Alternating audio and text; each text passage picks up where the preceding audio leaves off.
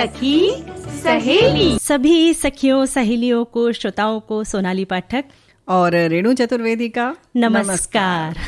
क्या हाल चाल है? तुम तो मतलब बिल्कुल मुस्कुराती जा रही हो सोनाली, क्या बात है? सोने जैसी मुस्कान लेकर बैठ गई। और हमारे साथी भी इंतजार तो कर ही रहे होंगे, वो भी बहुत खुश तो होंगे ही। कोई कुछ कर रहा है, कोई कुछ कर रहा है। और माहौल इतना खूबसूरत है, बाहर भी इतनी झमाझम बारिश हो रही है, तो अपने आप जो खुशनुमा माहौल होता है तो हम भी अंदर से खुश हो ही जाते हैं। और भाई हमारी कोशिश भी यही रहती है सोनाली कि हमारे बहुत सारे साथी, जरूरी नहीं है कि उनके पास भी आसपास जो माहौल है वो खुशनुमा हो सकता है कहीं गर्मी हो, कहीं कुछ अलग तरीके की परेशानी हो, या हो सकता है बिजली रानी ना आ रही हो, कुछ नाराज हो गई हो, तो कुछ काम में बहुत व्यस्त होंगे हमारे साथी, कुछ आराम फरमा रहे होंगे। तो लेकिन हम लोग जब मिल जाते हैं ना तो माहौल खुशनुमा बन ही जाता है। तो भाई सभी को एक बार फिर से नमस्कार, और ऐसे ही खुश रहिए, खिलखिलाते रहिए। पास का जो वातावरण है वो जब आप खुश रहेंगे तो अपने आप खुशनुमा बन जाएगा। और हम लेकर क्या हाजिर हैं ये भी तो बता दें। आज हम बच्चों की परवरिश के बारे में बातचीत करेंगे, और साथ ही गीत मंजरी में आज हम जीवन साथी पर भी बात करेंगे। क्या बात है, जीवन साथी की बात करेंगे। और दादी माँ के नुस्खे में हम लेकर हाजिर हैं आज बड़ा मीठा मीठा सा गुड़, और इसके क्या फायदे हैं, क्या क्या और भी चीजें हैं, इसके बारे में तो बात करेंगे ही। वहीं बहुत सारी चीजें ऐसी होती हैं अक्सर हम नकार नहीं पाते बहुत सारी चीजों के लिए, तो वो एक कला है, वो कैसे कहें और कब कहना जरूरी है। ऐसा ना कि आप अपनी आदत ही बना लें ना कहने की, तो कब कहें, कैसे कहें, कब कहना जरूरी है, इन सब बारे में बात करेंगे। देखो हवाएं जो होती हैं वो अगर मन खुश होता है तो लगता है कि हाँ लहरा कर आई हैं, लेकिन अगर कहीं मन उदास हो ना तो ये जो हवाएं लहरा कर भी आती हैं तो बड़ी चुभती सी है ना कभी कभी।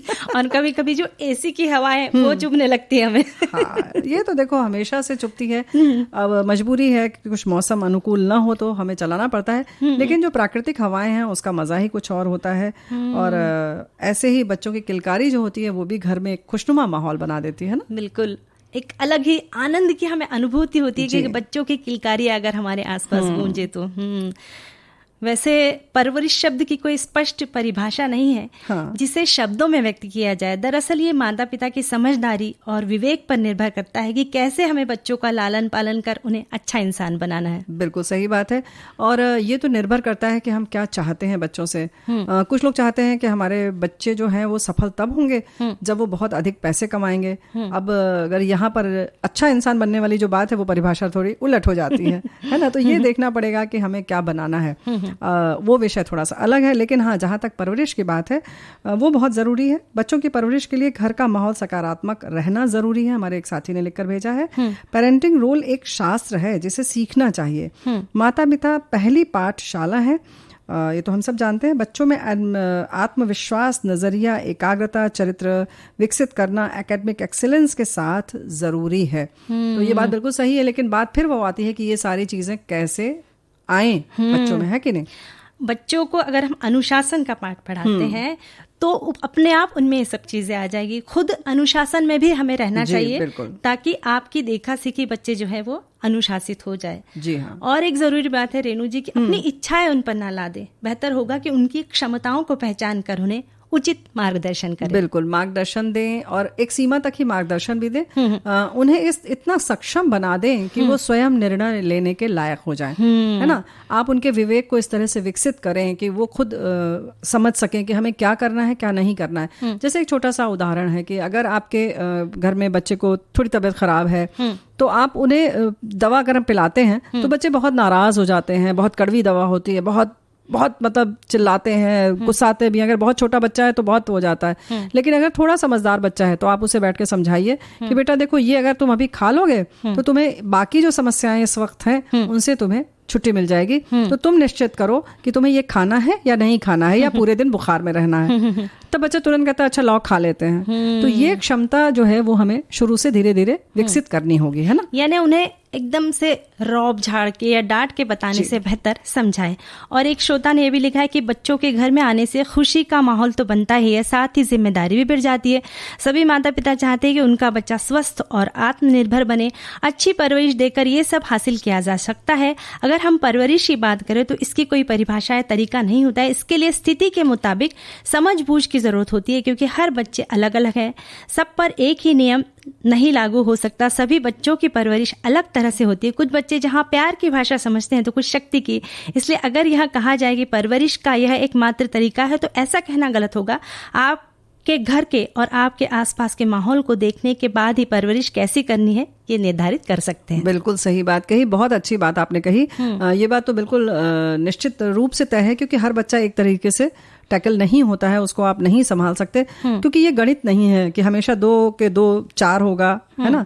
कभी 5 भी हो सकता है, कभी 3 भी हो सकता है। तो इसके लिए जरूरी है कि आप उनके साथ बहुत अच्छा समय गुजारें। ऐसा नहीं कि सिर्फ हम गुजार रहे हैं, हम बैठे हैं, तो उनके संग कुछ गुणवत्तापूर्ण जो समय है वो उनके साथ व्यतीत करें। हालांकि दोनों काम काजी हैं बहुत सारी जगहों पर, लेकिन इसका मतलब नहीं कि जो भी समय आप गुजार रहे हैं वो बहुत अच्छा होना चाहिए, कि हाँ बच्चे को लगे कि उसे कुछ हासिल हो रहा है और आप भी उसे कुछ दे रहे हैं। और उससे ज्यादा महत्वपूर्ण सोनाली ये है कि समय निकालें बच्चों के लिए। वो बच्चे भविष्य हैं, उनकी पूरी अभी नींव रखी जा रही है, उनका पूरा भविष्य का निर्माण हो रहा है और उसकी जिम्मेदारी आप पर है। तो बहुत महत्वपूर्ण है कि आप उसके लिए समय जरूर निकालें, है ना। और बच्चों के आदर्श आप खुद बनिए। इसके लिए पति पत्नी दोनों को बच्चों के सामने कभी भी बहस या लड़ाई नहीं करना चाहिए। जो भी बातचीत करनी है वो एकांत बैठकर आप चर्चा करके भी सुलझा सकते हैं। अभी तो तुमने कहा कि लड़ाई नहीं करनी है, तो मतलब अकेले में लड़ा जा सकता है। लड़ना नहीं है, हाँ, तो लड़ना ही नहीं है ना। हाँ, बिल्कुल सही बात है कि बस हम जो भी अपनी बातें हैं पढ़े लिखे एक समझदार होने का हमें परिचय देना चाहिए जीवन साथी के तौर पर। अभी तो हम जीवन साथी की भी बात करेंगे, लेकिन जीवन साथी के तौर पर यानी कि दाम्पत्य जीवन में पति पत्नी के रूप में भी एक हमारी जिम्मेदारी होती है कि किस तरह से हम बातों के साथ अपनी जो समस्याएं हैं, कोई मतभेद है, उसको सुलझा लें। और वही धीरे धीरे बच्चे सीख भी जाते हैं, है ना। तो बच्चों की छोटी छोटी आदतें होती हैं, उनके परिवार व परवरिश के बारे में बहुत कुछ कही जाती हैं। बच्चों में आदतों का बीज माता पिता को ही बोना पड़ता है। तो भाई जाहिर है कि हमें बिल्कुल भी ऐसा आदर्श प्रस्तुत नहीं करना है। बच्चों में बहुत सी अच्छी बुरी आदतें होती हैं जिन्हें देखकर उनकी परवरिश का पता लगता है। और छोटी उम्र में ध्यान देना इसलिए भी ज़रूरी है क्योंकि सामान्य लगने वाली आदतें भविष्य के लिए उनको तैयार करती हैं। इसलिए अब जब अच्छी आदतें बचपन में ही बो दी जाएंगी तो भविष्य बेहतर होगा। ये हमारे साथी ने लिखकर भेजा है सोनाली, कितनी अच्छी बात, सही बात लिखी है ना। बिल्कुल सही बात है। तो बात बच्चों की चल रही थी कि बच्चों की परवरिश किस तरह से की जाए कि बच्चे हमारे साथ दोस्ताना व्यवहार करने लगे। तो भाई ऐसा कर सकते हैं बचपन से ना सोनाली कि हम उनके साथ दोस्ताना व्यवहार रखें। और बहुत सारे सवाल होते हैं बच्चों के मन में, और अक्सर ऐसा होता है कि हम अपने काम में इतने व्यस्त रहते हैं कि हम झुंझला जाते हैं और कभी कभी उन्हें झिड़क देते हैं। तो ऐसा न करें। हो सकता है कि ऐसे बहुत सारे उटपटांग भी सवाल हों जो आपको लगते हैं उटपटांग, लेकिन एक बाल मन की जो जिज्ञासा होती है उसको शांत करना, उसको समझना बहुत ज़रूरी है।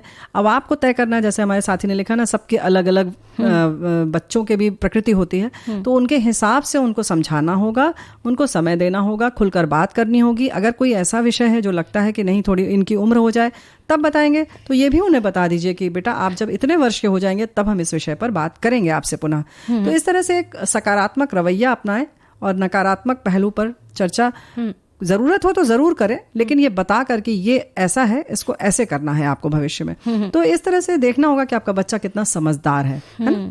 और तो लेकिन उसके लिए जरूरी है कि आप समझदारी का परिचय दीजिए। जी।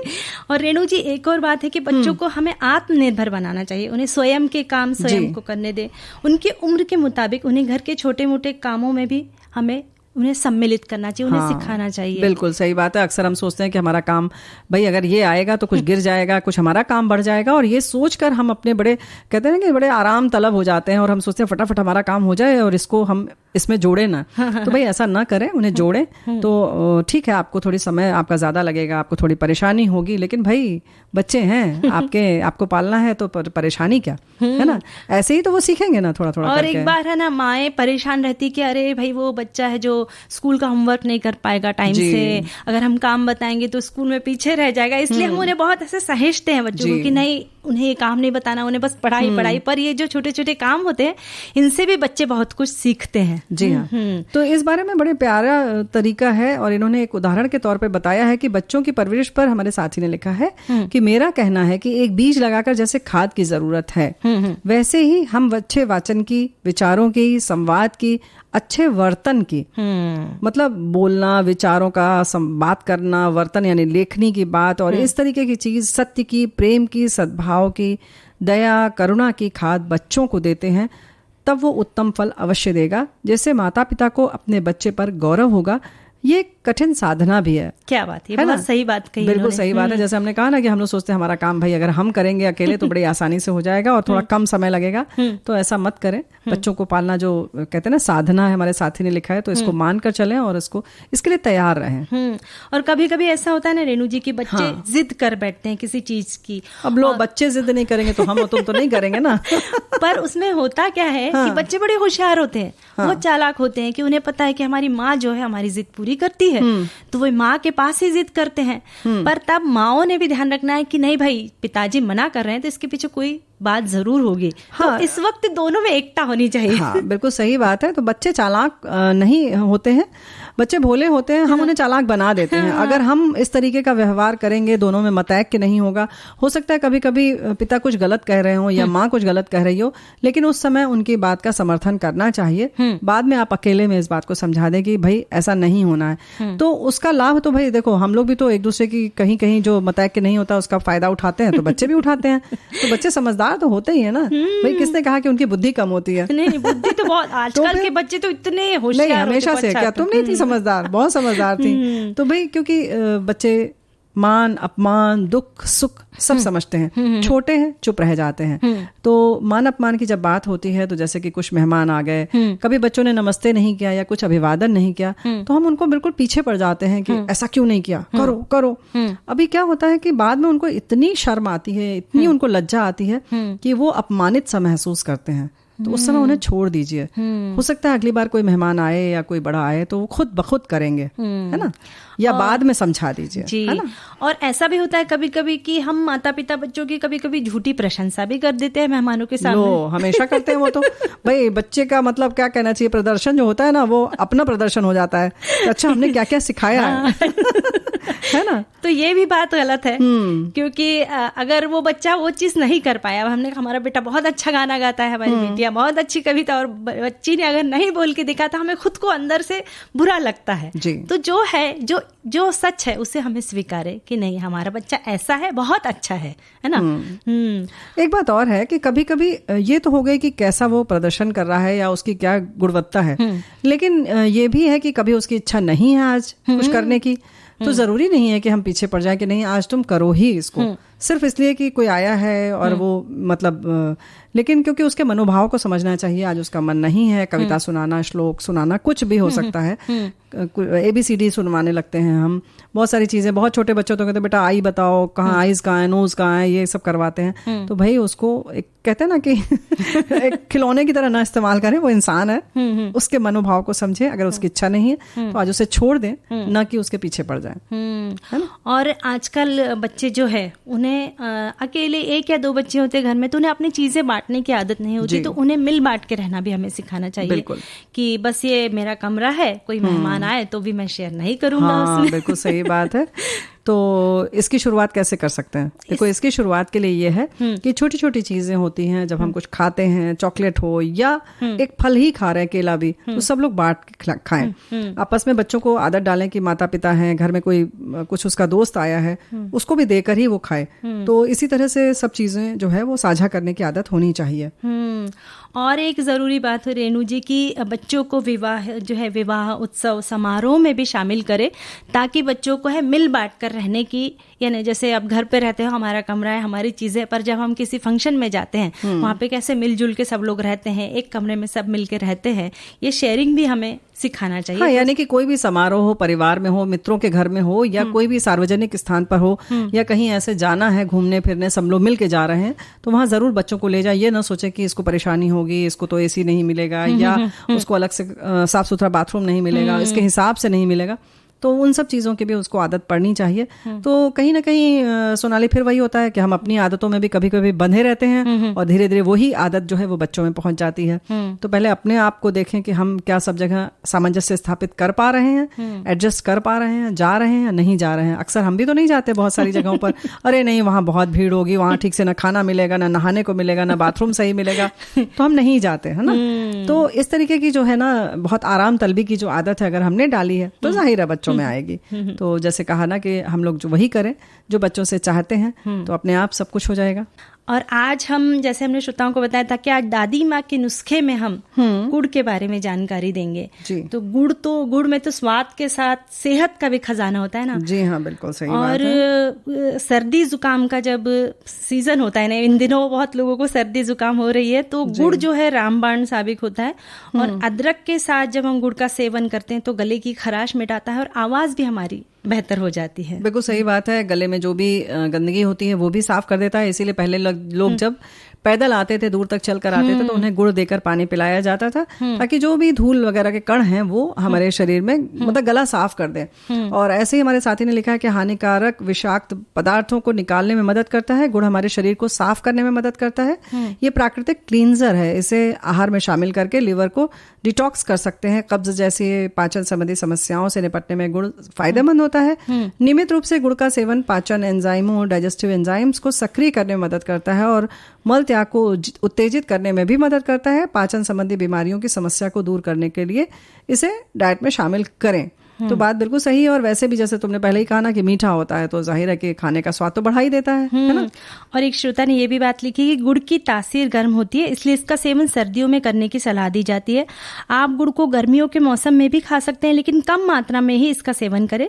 मध्यम आकार के टुकड़े का सेवन करें, इससे आपके शरीर का तापमान काबू में रहेगा। वैसे सर्दियों में हम नियमित खाने में इसका उपयोग करते हैं, बाजरे की रोटी के साथ, बाजरे की खिचड़ी के साथ। और सर्दियों में जो गोंद और मेवे के डालकर आटे व घी के जो लड्डू बनते हैं उसमें भी गुड़ डलता है। क्या बात है, आपने तो मुंह में पानी दिलवा दिया। आ गया बस। और कुछ लोगों को तो गुड़ की चाय भी पसंद आती है। हाँ, गुड़ की चाय अच्छी होती है, लेकिन हालांकि वैसे कहते हैं कि दूध के साथ इसे उबालना नहीं चाहिए, वर्जित है। लेकिन कुछ लोग कहते हैं कि दूध के अगर आप पी रहे हैं तो साथ में गुड़ ले लें हाथ में और उसको काट काट के खाएं। और क्योंकि इसमें आयरन की कमी होने पर यह बहुत फायदेमंद होता है और हमारे शरीर में लौह तत्व को बढ़ाता है। तो जाहिर है कि हमारा सेवन जो होता है करने से फायदा होता है। खास तौर से बहनों के लिए बहुत हीमोग्लोबिन बढ़ाने में मददगार साबित होता है। तो इसको जरूर खाएं। और अगर पीलिया हो गया तो उस वक्त भी सोंठ और गुड़ का मिश्रण खिलाने से काफी लाभ होता है। हालांकि अगर आपकी पहले आप डॉक्टर से परामर्श करें, उसके बाद ही इन बीमारी के मामले में तो भाई आप किसी भी तरीके की सलाह सुझाव पर न जाएं। और लेकिन बहनों के मासिक धर्म के समय गुड़ खाने से बहुत फायदा होता है। पेट दर्द, कमर दर्द में राहत मिलती है। इससे गर्माहट भी मिलती है शरीर में, क्योंकि शरीर का तापमान बढ़ा रहता है। तो शरीर का जो तापमान होता है उसको व्यवस्थित रखता है यह। और वैसे तो गुड़ की जो तासीर गर्म होती है, पर गुड़ अगर पानी के साथ घोलकर पिए तो शरीर को ठंडक मिलती है। अभी तो गर्मी में लेते हैं ना, है ना? जी। और अभी अभी गर्मियों का मौसम गया है ना, तो हम जैसे पन्ना बनाते हैं ना, कैरी का पन्ना, और उसमें सब गुड़ डाल के हम पीते हैं तो एकदम शरीर को ठंडक मिलती है। और स्मरण शक्ति बढ़ाने के लिए भी गुड़ फायदेमंद साबित होता है। और वैसे भी जो शक्कर हम खाते हैं उसकी जो प्रक्रिया होती है वो बहुत रासायनिक पदार्थ उसमें लगते हैं। तो ज्यादा बेहतर है कि गुड़ का अधिक से अधिक सेवन किया जाए। और इसके फायदे नुकसान सब चीजों के जैसे होते हैं वैसे इसके भी हैं। तो बहुत अधिक मात्रा में इसका सेवन न करें। और अगर कोई खास बीमारी है तो उसमें जरूर डॉक्टर की सलाह लें, है ना। और खासकर अगर डायबिटीज है तो उस वक्त तो बिल्कुल डॉक्टर से पूछे सिवा गुड़ का सेवन ना करें, क्योंकि गुड़ मीठा होता है। तो डॉक्टर से पूछिए, अगर आपके डॉक्टर सलाह देते हैं तभी गुड़ का सेवन कर सकते हैं। बिल्कुल। और वैसे तो आप बहुत सारी मिठाइयां भी इसकी बनती हैं, उसमें भी इसका प्रयोग किया जा सकता है। और अक्सर ऐसा देखा गया है कि लोग औरों के हाँ में हाँ मिलाते, पर कब ये उनकी आदत फिर जरूरत बन जाता है। पर हमें इन आदतों को हटाकर ना बोलना सीखना चाहिए, जिससे हम इस हाँ के कारण खुद को बहुत ज्यादा तकलीफ में डाल देते हैं ना। जी हाँ, बिल्कुल। अक्सर ऐसा होता है कि हमारी इच्छा होती है कहीं ना कहीं कि हमें कोई बुरा ना कहे, हमारी तारीफ बराबर होती रहे। तो इस चक्कर में भी हम कहीं कहीं अपने आप को फंसा लेते हैं, कहना चाहिए, और ना नहीं कहते। तो उस समय आपको थोड़ी तकलीफ जरूर होगी, थोड़ा आपको लगेगा कि आपकी कहीं बुराई हो रही है या आपने ना कह दिया। लेकिन भाई उससे बचें और आप अपनी लंबी जो समस्या है उससे दूर रहें, है ना? और कई ना कहने के कई सारे कारण है ना रेणु जी। जैसे आप किसी कारणवश आप किसी के साथ बाहर नहीं जाना चाहते हैं, क्योंकि उस वक्त आपकी प्राथमिकता कुछ और काम की है, और उस वक्त आप स्पष्ट रूप से मना कर दे। नहीं तो आप अपने काम को समय नहीं दे पाएंगे और आपका ना अपने काम में मन लगेगा, ना आप बाहर जा रहे हैं वहां पर मन लगेगा। बिल्कुल सही बात है। कुछ ऐसे रिश्ते होते हैं जहां आपको तकलीफ होती है ना करने में, लेकिन इस छोटी छोटी चीजों से अगर वो रिश्ता टूटता है तो आप ये समझ लीजिए कि जो सामने वाला है वो उसके में इतनी समझ नहीं है कि आपके काम को, महत्व को समझ रहा है, तो हमें लगता है कि ये तो हम नहीं कहेंगे कि हाँ बहुत सारे ऐसे रिश्तों को आप छोड़ते चलें, लेकिन ये आपको तय करना होगा कि ये रिश्ता कितना महत्वपूर्ण है। क्योंकि अगर उसमें इतनी समझदारी नहीं है तो हमें नहीं लगता कि वो कहीं और भी आगे आपके लिए लाभप्रद होगा। तो बेहतर है कि आप ऐसे रिश्तों को खत्म कर लें और ऐसे ही बनाएं। जैसे कहते हैं ना कि दानेदार दुश्मन ज्यादा बेहतर है नादान दोस्त से। तो ऐसे ही समझदार दोस्त आपके होने चाहिए, समझदार रिश्तेदार होने चाहिए जो आपकी समस्या को भी समझे और आपके ना को भी समझे कि आपने क्यों ना कहा है ना जी। और जब हम लोगों की हाँ में हाँ मिलाते हैं तो सामने वाला तो खुश हो जाता है, पर दूसरों को खुश करते करते हम खुद बहुत दुखी हो जाते हैं। तो आप अगर हम खुश रहेंगे तो ही हम दूसरों को आनंद दे सकते हैं ना। जी हाँ, बिल्कुल ये बात सही है। और अगर देंगे भी, आपको कभी कभी लगता है कि ठीक है हमने थोड़ी परेशानी सह ली तो क्या हो गया, वो कितना खुश हो गया, लेकिन आप खुद देखेंगे कि ये ज्यादा दिन नहीं चल पाएगा, तो क्या बेहतर है वो उसको पहली बार में ही समझ में आ जाना चाहिए कि भाई ये यहाँ पर इस संबंध में ये होगा और ये नहीं होगा, है ना। अगर इनकी समस्या होगी तो ये नहीं जाएंगी या ये पैसे नहीं देंगे या बहुत सारी चीजें होती हैं। ऐसा नहीं है कि हम केवल कहीं जाने की बात में ही ना करते हैं, कभी कभी पैसे मांगने की बात आ जाती है और हम ना नहीं कर पाते। आपके पास बहुत समस्या होती है लेकिन आप ना नहीं कह पाते, लेकिन आप ना कह दें। कभी कभी तो हम दूसरों को उधार देने के लिए किसी और से उधार लेकर देते हैं, तो आप देखिए कितनी बड़ी दलदल में आप फंसने जा रहे हैं। तो ये आपको देखना होगा। और कभी कभी कोई हमारी सहेली या कोई हमें कोई चीज देते हैं, कहते हैं कि ये आप पे बहुत फबेगी, बहुत अच्छी लगेगी, आप इसे जरूर खरीदे। अब सहेली को कैसे मना करें, वो बेच रही है, इतने प्यार से हमें कह रही है, पर अगर आपको उस चीज की जरूरत है तो स्पष्ट रूप से नहीं कह दे कि नहीं भाई अभी मुझे जरूरत नहीं है, जब जरूरत होगी तब मैं आपसे खरीद लूंगी। जी हाँ, क्योंकि औपचारिकता में बहुत सारी जगहों पर हम फंस जाते हैं और आजकल तो ये बहुत सामान्य सी बात हो गई है। आप जिससे भी बात करें या जिसके घर जाएं, वो कुछ ना कुछ बेच रहा होता है, कुछ ना कुछ व्यवसाय कर रहा होता है, चाहे छोटा या बड़ा। ऐसे में आपका पैसा तो जाता ही है, कहीं ना कहीं फालतू में हम अपने घर में सामानों का भी जो है ना अंबार लगा लेते हैं। तो इस बात को समझें और बता दें उन्हें स्पष्ट रूप से। फिर वही वाली बात है कि आप पहली बार लेंगे तो आप उन्हें लगेगा अच्छा ये अच्छे ग्राहक है हमारे, बार बार आग्रह करेंगे, फिर आप फिर उसी में चक्र में फंसते जाएंगे, है ना। और कई बार ऐसा भी होता है ना कि हमें कुछ जन्मदिन करना है, कुछ पार्टी रखना है, कुछ ऐसे करने पर सामने वाले हमें इंसिस्ट कर रहे हैं कि नहीं फलानी जगह पे आप लेके जाओ, पर आप देखिए कि आपका बजट कितना है। अगर नहीं है आपका बजट तो सामने वाला बहुत भी आपको कह रहा है तो भी अपने मन की सुने ना। बिल्कुल सही बात है। तो बजट की बात हो, समय की बात हो और व्यवस्था की बात हो, घर के अपने बच्चों की, अपने परिवार के साथ क्या करना है, हमारी प्राथमिकताएं क्या हैं, इन सब को ध्यान में रखते ही आप ना करना सीखें और उसको बहुत कलात्मक तरीके से कहें। ऐसा नहीं कि आपको संबंध समाप्त करना है, बल्कि बड़े प्यार से कहें तो अच्छा रहेगा, है ना। थामा है, हाथ थामा है, साथ पकड़ा है तो वो हमेशा बना रहे, वो कभी भी छूटे नहीं, टूटे नहीं। और जैसे आज हम जीवन साथी की बात करें तो जीवन साथी का भी साथ हमेशा बना रहना चाहिए। और जीवन साथी या पति पत्नी का रिश्ता रथ के दो पहिए जैसे होता है, और अगर दोनों तरफ बराबर समतोल रहे तो जीवन रूपी रथ सुचारू रूप से चलता है। पति पत्नी को जीवन साथी कहते हैं। साथी का अर्थ कितना खूबसूरत होता है, क्योंकि साथी हर दुख में, हर सुख में साथ निभाता है। तो अगर पति पत्नी सही में एक दूसरे के साथी हैं तो जाहिर है कि सुख दुख में एक दूसरे का साथ रहेगा। और फिर जब दुख की बात आएगी तो वो जो घड़ी है वो बहुत लंबी नहीं लगेगी और बहुत आसानी से गुजर जाएगी, और तभी हमारा जीवन सफल होगा। कहने को तो जीवन साथी भले एक हो, पर वे दोनों अलग अलग परिवारों से, अलग अलग माहौल से आते हैं, तो जाहिर सी बात है कि दोनों की पसंद अलग अलग होगी, दोनों की इच्छाएं, आकांक्षाएं भी अलग अलग होती है। दोनों को एक दूसरे की इच्छाओं को महत्व देना चाहिए, तभी तो जीवन साथी को दिया और बाती की भी हम उपमा देते हैं ना। बिल्कुल सही बात है। और वैसे भी सम्मान देखो हर व्यक्ति को प्यारा होता है, चाहे वो किसी क्षेत्र से आया हो, चाहे किसी शहर से आया हो, या उसकी कोई भी उम्र हो। जैसे अगर अपने बच्चों की भी बात की तो जाहिर है कि सबका अपना एक सम्मान होता है। तो जीवन साथी अगर कुछ एक दूसरे को सम्मान देंगे तो जाहिर है कि ये रिश्ता और प्रगाढ़ होगा और कहीं पे भी कोई किसी भी तरीके की खटास की गुंजाइश नहीं रहेगी। एक श्रोता ने बहुत अच्छी बात लिखी है कि छोटी सी परिभाषा है जीवन साथी की, तुम शब्द मैं अर्थ, तुम बिन मैं व्यर्थ। क्या बात है। ये तो जीवन साथी में से एक ने लिखा है, लेकिन अगर दूसरे के लिए भी यही बात हो तो जिसको कहते हैं ना कि उसकी सारा मज़ा जो है दुगना हो जाता है। और दुगना होने की बात हो, अगर जीवन में आनंद लेने की बात हो, तो हम सब चाहते हैं कि हमारा जीवन बहुत आनंदमय हो, हंसी खुशी भरा हो।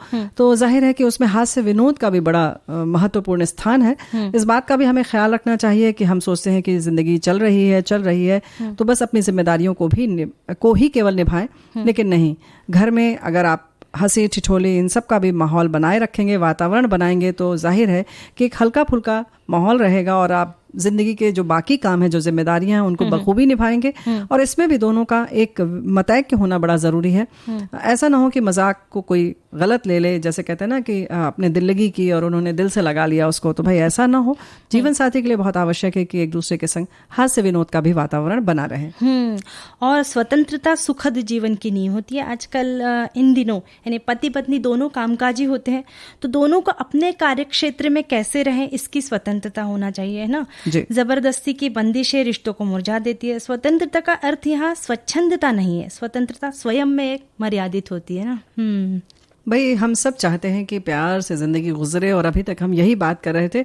लेकिन ऐसा भी होता है कि जब एक साथ रहते हैं तो थोड़ा मनमुटाव भी होता है, गुंजाइश उसकी भी रहती है, तनाव भी हो जाता है। ये बड़ी स्वाभाविक सी बात है। पर किसी की बात को बहुत ज़्यादा दिल पर न लगाएं, क्योंकि हमें ज़िंदगी भर साथ रहना है। कोशिश करें भूल जाएं। और सबसे महत्वपूर्ण बात है कि अगर आवश्यकता पड़े या न भी पड़े तो बात को ख़त्म करने, घर की शांति के लिए तुरंत क्षमा मांग लें। और जीवन साथी जो होते हैं वो एक दूसरे की ना कभी भी तुलना ना करें, क्योंकि हर व्यक्ति एक अलग परिवेश से आया होता है, एक अलग व्यक्तित्व होता है उसका, और उसे बदलने की कोशिश ना करें। जो जैसा है उसे वैसे ही स्वीकारने में दोनों की ही भलाई होती है ना। ये बात बिल्कुल सही है। और कहीं ना कहीं मनमुटाव की जो बात आती है, हम किसी और दंपति से खुद के घर की तुलना करने लगते हैं। सबके अपने अपने घर की स्थितियां अलग होती हैं।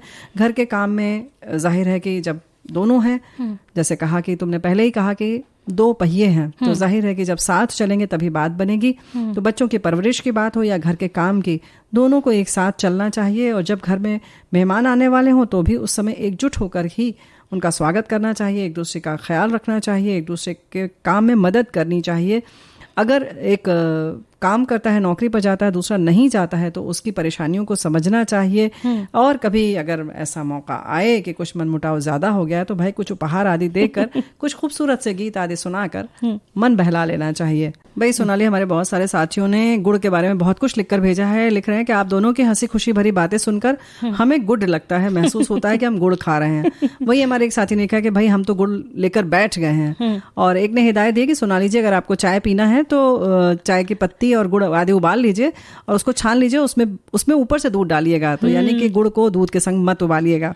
तो कुछ चीजें, इन सारी चीजों का ख्याल रखिए, खुश रहिए और यूं ही कार्यक्रम सुनते रहिए। और अब इजाजत लेने का वक्त आ चुका है, तो आप सभी को सोनाली पाठक और रेणु चतुर्वेदी का नमस्कार।